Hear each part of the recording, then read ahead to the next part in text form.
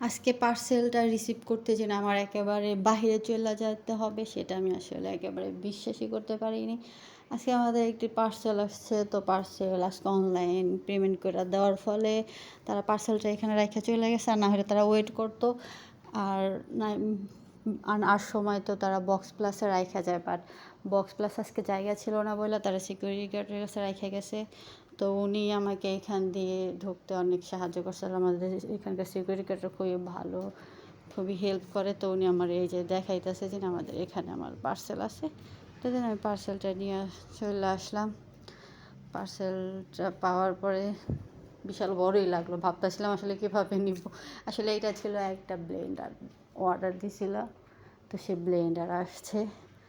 দেন ওনারা আমার এখান দিয়েই যাইতে খুব সাহায্য করছে, ওনারা এটা ওপেন করে দিয়েছে। দেন আমি এখান দিয়ে আমার পার্সেলটা নিয়ে চলে আসলাম। তো ভিডিওটি কীরকম লেগেছে অবশ্যই কমেন্টে জানাবেন। ধন্যবাদ সবাইকে।